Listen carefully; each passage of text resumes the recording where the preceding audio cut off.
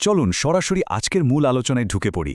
আজকের এই এক্সপ্লেনারে আমরা দেখতে চলেছি ইন্টারনেট কিভাবে আমাদের পুরো শিক্ষা ব্যবস্থাকে চার দেয়ালের গণ্ডি থেকে বের করে এনে বিশ্বব্যাপী এক সীমাহীন শ্রেণীকক্ষে পরিণত করেছে। একটা সময় ছিল, তাই না, যখন শেখা মানেই ছিল শুধু স্কুল কলেজের ক্লাসরুম আর লাইব্রেরির কয়েকটা ধুলো পড়া বই। কিন্তু এখন ইন্টারনেট সেই সীমানাকে আক্ষরিক অর্থে ধূলিসাৎ করে দিয়েছে। এটা ভাবলেই অবাক লাগে যে প্রযুক্তি কিভাবে আমাদের প্রতিদিনের শেখার ধরনটাকে একেবারে উল্টে পাল্টে দিচ্ছে। একবার কল্পনা করুন তো, যদি প্রতিটি শিক্ষার্থীর হাতে একটি করে ল্যাপটপ থাকে আর সাথে থাকে নিরবিচ্ছিন্ন ইন্টারনেট সংযোগ, তাহলে আমাদের শেখার পদ্ধতিটা কিভাবে চিরতরে বদলে যাবে। প্রশ্নটা কিন্তু দারুণ কৌতূহলোদ্দীপক, কারণ তথ্যের এই অবাধ প্রবাহ যদি আমরা নিশ্চিত করতে পারি, তাহলে মানুষের জানার আসলে কোনো সীমাই থাকবে না। প্রতিদিনের ছোটখাটো পড়াশোনার ঝামেলা থেকে শুরু করে একেবারে বিশাল সব ডিজিটাল সমাধান, সবকিছুই চলে আসবে হাতের মুঠোয়। তো চলুন এই পরিবর্তনের চমৎকার যাত্রাটা একটু কাছ থেকে দেখে আসি। আমাদের প্রথম বিভাগ, বাস্তব সমস্যা, ডিজিটাল সমাধান। ইন্টারনেটের আসল ম্যাজিক কিন্তু শুধু বড় বড় বৈজ্ঞানিক তথ্যের মাঝে লুকিয়ে নেই, বরং আমাদের প্রতিদিনের খুব সাধারণ অথচ ভীষণ জরুরি সমস্যাগুলো এটা কত দ্রুত সমাধান করে দেয়, সেখানেই এর আসল সার্থকতা। ধরুন, পরীক্ষার আর মাত্র কয়েকদিন বাকি, আর ঠিক সেই মুহূর্তে একজন শিক্ষার্থীর সবচেয়ে জরুরি পাঠ্যবইটা হারিয়ে গেল। ঠিক এই ঘটনাটাই ঘটেছিল সারার সাথে। স্কুল লাইব্রেরি থেকে বই আনার সময় তার ভীষণ প্রিয় গল্পের বাংলা বইটা হঠাৎ কোথায় যেন হারিয়ে যায়। বাসায় ফিরে সারা তো কান্নাকাটি জুড়ে দিল। পরীক্ষার আগে এই বই ছাড়া সে কীভাবে পড়বে? সত্যি, এটা যে কারো জন্যই এক বিশাল দুশ্চিন্তার বিষয়। কিন্তু ডিজিটাল দুনিয়া ঠিক সেই বিপদের মুহূর্তে সুপারহিরোর মতো ত্রাতা হয়ে আসে। সারার বাবা জানতেন যে এনসিটিবি অর্থাৎ জাতীয় শিক্ষাক্রম ও পাঠ্যপুস্তক বোর্ডের ওয়েবসাইটে সব বই বিনামূল্যে দেওয়া আছে। ব্যাস, তিনি মুহূর্তের মধ্যেই ওয়েবসাইট থেকে বইটির ইবুক সংস্করণ ডাউনলোড করলেন এবং সুন্দর করে প্রিন্ট করে বাঁধিয়ে দিলেন। কয়েক ঘণ্টার মধ্যেই সারা তার প্রিয় বইটা একদম নতুন রূপে ফিরে পেল, যা দেখতে অবিকল সত্যিকারের বইয়ের মতোই। এটা কিন্তু শুধু একটা বই উদ্ধারের গল্প নয়, বরং তথ্য প্রযুক্তির তাৎক্ষণিক সমাধানের একটা অসাধারণ উদাহরণ। বুঝতেই পারছেন, ইন্টারনেট সব ধরনের শিক্ষার্থীর জন্যই একেবারে ভিন্ন ভিন্নভাবে কাজ করে।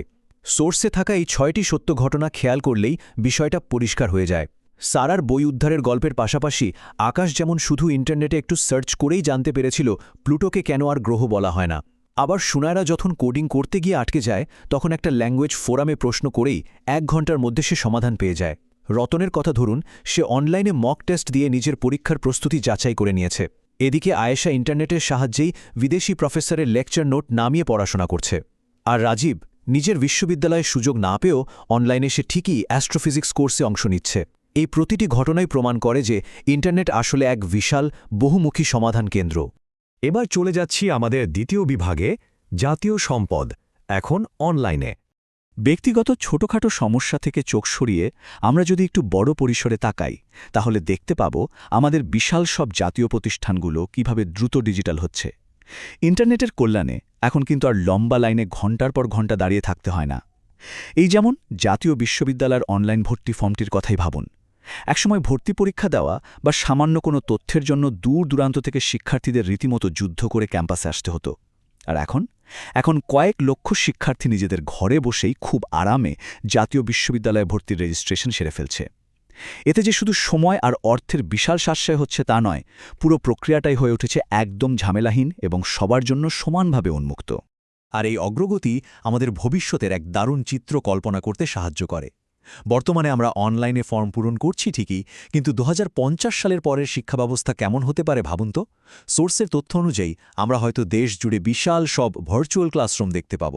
একজন শিক্ষক হয়তো এক জায়গায় পড়াচ্ছেন, আর দেশের নানা প্রান্তের শিক্ষার্থীরা নিজ নিজ ক্লাসরুমে বসে তার সরাসরি দেখছে। শুধু কি তাই, মেডিকেল শিক্ষার্থীরা হয়তো বহু দূর থেকে কোনো জটিল সার্জারি একদম চোখের সামনে ঘটতে দেখবে, কিংবা কোনো শিক্ষার্থী নিজের ঘরে বসেই পাহাড়ের চূড়ায় বসানো টেলিস্কোপ নিয়ন্ত্রণ করে নক্ষত্র পর্যবেক্ষণ করবে। ইন্টারনেট না থাকলে এই অভাবনীয় সম্ভাবনাগুলোর কথা কি আদৌ কল্পনা করা যেত? একদমই না। আমাদের তৃতীয় বিভাগ, বিশ্বব্যাপী ভার্চুয়াল ক্লাসরুম। দেশের সীমানা পেরিয়ে ইন্টারনেট কিভাবে পুরো বিশ্বকে একটা গ্লোবাল বা বিশ্বব্যাপী ভার্চুয়াল ক্লাসরুমে পরিণত করেছে, এবার চলুন সেটাই দেখি। আর এই কাজে সার্চ ইঞ্জিনগুলো সবচেয়ে বড় জাদুকরের ভূমিকা পালন করছে। অনলাইনে তথ্য খোঁজার বেসিক কিন্তু খুবই শক্তিশালী একটা প্রক্রিয়া আছে। যে কোনো অজানা বিষয় জানার জন্য প্রথম ধাপ হলো আমরা ঠিক কী খুঁজছি সেটা নির্দিষ্ট করা। এরপর দ্বিতীয় ধাপে গুগলের মতো কোনো সার্চ ইঞ্জিনে সেই কিওয়ার্ড বা শব্দগুলো একদম নিখুঁতভাবে টাইপ করতে হবে। আর তৃতীয় ধাপ, ইন্টারনেট আমাদের সামনে যে লক্ষ লক্ষ ওয়েবসাইটের লিঙ্ক তুলে ধরবে, সেখান থেকে যাচাই বাছাই করে নিজের প্রয়োজনীয় তথ্যটি খুঁজে বের করা। বর্তমান যুগে এই দক্ষতাটি অর্জন করা কিন্তু সবচেয়ে বেশি জরুরি। ইন্টারনেটে আসলে কি পরিমাণ তথ্য আছে তা শুনলে যে কেউই চমকে যাবে। ধরুন, আমরা পদার্থবিজ্ঞানের নিউটনের গতির দ্বিতীয় সূত্র সম্পর্কে জানতে চাই। গুগলে শুধু নিউটন সেকেন্ড ল লিখে সার্চ করলেই দেখবেন প্রায় 1,43,00,000 ওয়েবসাইট বা ভিডিও লিঙ্ক চলে এসেছে। ভাবা যায়, মাত্র একটা সাধারণ সূত্রের জন্য এত বিপুল পরিমাণ তথ্য এই ভার্চুয়াল দুনিয়ায় ছড়িয়ে আছে। একটু বুদ্ধি করে সঠিক কিওয়ার্ড ব্যবহার করতে পারলে পৃথিবীতে এমন কোনো বিষয় নেই যা এই ইন্টারনেটে খুঁজে পাওয়া যাবে না। আর ব্যাপারটা কিন্তু শুধু তথ্য খোঁজার মধ্যেই সীমাবদ্ধ নেই। ইন্টারনেটে এখন রীতিমতো বিশ্বের নামি দামি সব বিশ্ববিদ্যালয়ের কোর্স করা যায়। সোর্সে থাকা কোর্সেরার মতো প্ল্যাটফর্মগুলোর পাশাপাশি EDX বা Allison.com-এর মতো সাইটগুলো সারা বিশ্বের মানুষের জন্য একেবারে উন্মুক্ত শিক্ষার দুয়ার খুলে দিয়েছে। এমনকি MITর মতো বিশ্বখ্যাত বিশ্ববিদ্যালয়ও তাদের ওয়েবসাইটের মাধ্যমে চমৎকার সব কোর্স অফার করছে। পৃথিবীর যে কোনো প্রান্ত থেকে ইন্টারনেট সংযোগ থাকলে যে কেউ এখন এই বিশ্বমানের শিক্ষা গ্রহণ করতে পারে। ব্যাপারটা সত্যিই অসাধারণ। তথ্যের সুবিশাল ভাণ্ডার নিয়ে কথা হচ্ছে, আর উইকিপিডিয়ার নাম আসবে না, তা কি হয়? এটি ইন্টারনেটের সবচেয়ে বড় মুক্ত ডিজিটাল বিশ্বকোষ, যা তৈরি হয়েছে সারা বিশ্বের হাজার হাজার মানুষের স্বেচ্ছাশ্রমের ভিত্তিতে। শুধু ইংরেজি ভাষাতেই এখানে প্রায় 70 লক্ষের বেশি আর্টিকেল রয়েছে। আর আমাদের জন্য সবচেয়ে আনন্দের খবর হল, বাংলা ভাষাতেও উইকিপিডিয়া দারুণভাবে সমৃদ্ধ হচ্ছে। ইতোমধ্যে বাংলায় প্রায় 1,60,000-এর বেশি আর্টিকেল তৈরি হয়ে গেছে। যে কোনো অজানা বিষয় নিয়ে প্রাথমিক ধারণা নেওয়ার জন্য এর চেয়ে ভালো প্ল্যাটফর্ম আর হতেই পারে না। শিক্ষামূলক ভিডিওর ক্ষেত্রে খান একাডেমি একেবারে গেম চেঞ্জার একটি নাম। বাংলাদেশি বংশোদ্ভূত শিক্ষাবিদ সলমান খানের তৈরি এই প্ল্যাটফর্মে গণিত থেকে শুরু করে বিজ্ঞান সব বিষয়ের ওপর 10,000-এরও বেশি ছোট ছোট ভিডিও আছে। আর জানেন এই ভিডিওগুলো কতবার দেখা হয়েছে? 213 কোটিরও বেশি বার। সবচেয়ে চমৎকার ব্যাপার হলো এর একটি দুর্দান্ত বাংলা সংস্করণও রয়েছে। সেখানে বিজ্ঞানের অনেক জটিল বিষয় খুব সুন্দর করে বাংলায় বুঝিয়ে বলা হয়েছে, যা আমাদের দেশের শিক্ষার্থীদের জন্য বিশাল এক পাওয়া। এবার আমরা পৌঁছে গেছি আমাদের শেষ বিভাগে, বিশেষায়িত জ্ঞান সংরক্ষণ ও ব্যবহার। সাধারণ তথ্য আর বড় বড় বিশ্ববিদ্যালয়ের কোর্সের বাইরেও নির্দিষ্ট কিছু দক্ষতা বা স্পেশালাইজড জ্ঞান অর্জনের জন্য ইন্টারনেট এক দারুণ জায়গা। যেমন ধরুন, ইংরেজি ভাষা চর্চা করতে চাইলে BBC জানালা খুবই কার্যকর। আবার সম্পূর্ণ বাংলায় গণিত বা কম্পিউটার বিজ্ঞানের কোর্স করতে চাইলে শিক্ষক.com চমৎকার একটি সাইট। যারা একটু কোডিং বা প্রোগ্রামিং শিখতে আগ্রহী, তাদের জন্য W3 স্কুলস বা টিউটোরিয়ালস পয়েন্ট একেবারে বিশ্বস্ত নাম। আর যারা গণিত নিয়ে একটু গভীরভাবে মাথা ঘামাতে ভালোবাসেন, তাদের জন্য দ্য ম্যাথ ডক্টরস বা ম্যাথ অলিম্পিয়াডের মতো ফোরামগুলো দারুণ সব সুযোগ তৈরি করে দিয়েছে।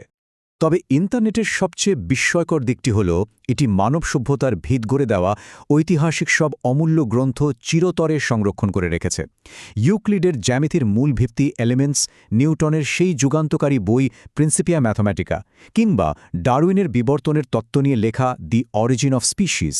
ভেবে দেখুন তো, এই বইগুলো একসময় সাধারণ মানুষের একেবারে নাগালের বাইরে ছিল, কিন্তু আজ এই বিশ্বকাপানো ঐতিহাসিক গ্রন্থগুলো ইন্টারনেটের বদৌলতে সবার জন্য সম্পূর্ণ উন্মুক্ত। জ্ঞানবিজ্ঞানের এই মাস্টারপিসগুলোর ডিজিটাল সংস্করণ এখন ইন্টারনেটে PDF আকারে খুব সহজেই পাওয়া যায়। এই তালিকাটি দেখলেই বুঝবেন, সঠিক লিঙ্ক জানা থাকলে বা সার্চ ইঞ্জিনের একটু বুদ্ধিদীপ্ত ব্যবহার করতে জানলে যে কেউ একদম বিনামূল্যে এগুলো ডাউনলোড করে পড়তে পারে। বিজ্ঞান আর দর্শনের এই শত শত বছরের বিশাল উত্তরাধিকার এখন আক্ষরিক অর্থেই আমাদের সবার হাতের মুঠোয়, জাস্ট একটা ক্লিকের অপেক্ষা। তো এই সব কিছু জানার পর শেষমেশ যে চিন্তাটা আমাদের মাথায় ঘুরপাক খায়, তা হল, যখন আমাদের হাতের মুঠোয় এমন আস্ত একটা সীমাহীন শ্রেণীকক্ষ রয়েছে, তখন আমরা কিভাবে এই বিশাল ডিজিটাল সম্পদের সদ্ব্যবহার করব? জ্ঞান এখন আর কোনো নির্দিষ্ট শ্রেণীর মানুষের মধ্যে আটকে নেই, বরং বুকের ভেতর একটুখানি কৌতূহল থাকলে পৃথিবীর যে কোনো প্রান্ত থেকে আমরা নতুন কিছু শিখতে পারি। যখন সারা পৃথিবীর সমস্ত জ্ঞান আমাদের হাতের মুঠোয়, তখন প্রশ্ন হল, এরপর আমরা নতুন কি আবিষ্কার করতে চলেছি? এই সীমাহীন শ্রেণীকক্ষ আমাদের আর কত দূর নিয়ে যাবে?